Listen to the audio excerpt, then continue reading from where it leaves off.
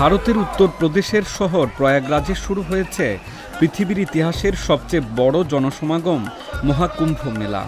এবছর এই মেলায় ৪০ কোটি মানুষ আসবেন বলে ধারণা করছে ভারত সরকার।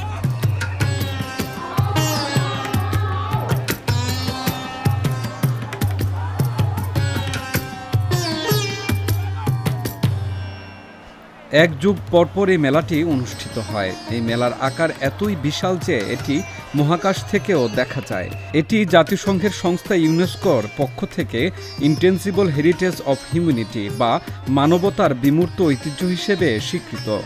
এবছর মকর সংক্রান্তির ঠিক একদিন আগে ১৩ জানুয়ারি মেলা শুরু হয়েছে।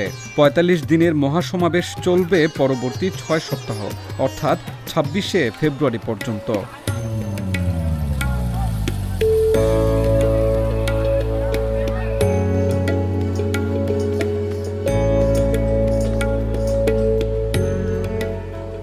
ভারতের পবিত্র নদী গঙ্গার সঙ্গে যমুনা এবং পৌরাণিক সরস্বতী নদীর সংযোগস্থলে, যা সঙ্গম নামে পরিচিত, গোসল করার বা স্নান করার এই উৎসব বহু আগে থেকেই প্রচলিত।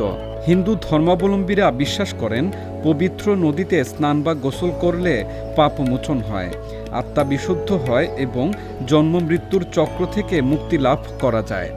কারণ হিন্দু ধর্মের চূড়ান্ত লক্ষ্য মোক্ষ লাভ। এই মহাকুম্ভ মেলার সূত্রপাত মূলত একটি পৌরাণিক কাহিনীর মাধ্যমে। কাহিনী অনুসারে সমুদ্র মন্থনের ফলে সৃষ্ট এক কুম্ভ বা পেয়ালা অমৃতের জন্য দেবতা ও অসুরেরা লড়াই করেছিলেন এখানে। যুদ্ধের সময় কুম্ভ থেকে অমৃতের কিছু ফোঁটা পড়ে প্রয়াগরাজ, হরিদ্বার, উজ্জয়িনী ও নাসিক শহরে। যে অমৃতের পেয়ালা বা কলসটি মর্ত্য থেকে স্বর্গে পৌঁছাতে ১২ দিন লেগেছিল, আর দেবতাদের একদিনের মর্তের হিসাব অনুযায়ী ১ বছর সময়কাল। সেজন্যই ১২ বছরে একবার করে পূর্ণকুম্ভ আয়োজিত হয়।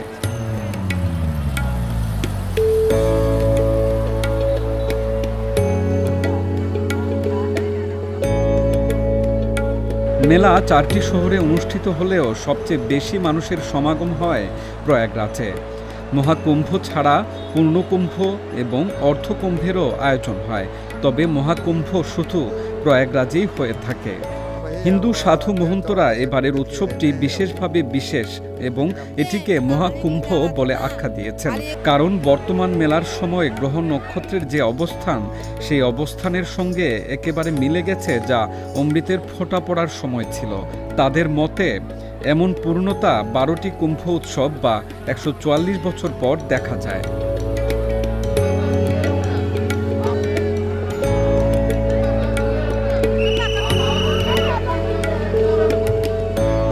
জ্যোতিষীরা এবারের মেলায় পুণ্যার্থীদের স্থানের জন্য বেশ কয়েকটি শুভ দিন নির্ধারণ করেছেন।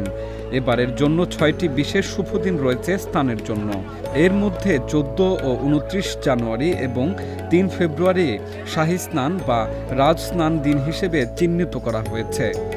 রীতি অনুযায়ী হিন্দুদের কাছে পবিত্র সঙ্গমে প্রথম শাহী স্নান করতে পারেন নাগা সন্ন্যাসীরা।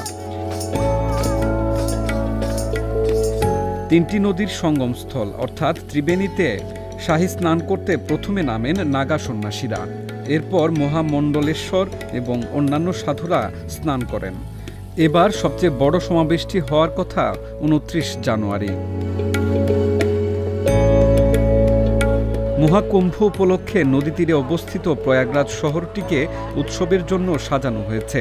ভক্তদের আশ্রয় দিতে ৪,০০০ হেক্টর এলাকা জুড়ে ১,৬০,০০০ তাঁবু খাটানো হয়েছে। পুরো মেলার কার্যক্রম তদারকি করতে ৪০,০০০ পুলিশ ও নিরাপত্তা কর্মী, ১৫,০০০ পরিচ্ছন্নতা কর্মী মোতায়েন করা হয়েছে। এবার কুম্ভ মেলার আয়োজনকে ডিজিটাল কুম্ভ বলছেন অনেকে, কেননা মেলার জন্য বিশেষ app, QR code, Google map, নিখোঁজ হয়ে যাওয়া আত্মীয় বন্ধুদের সন্ধান পাওয়া, বাস ট্রেনের সময়সূচি সহ প্রায় সব কাজই ডিজিটাল মাধ্যমে করা হচ্ছে।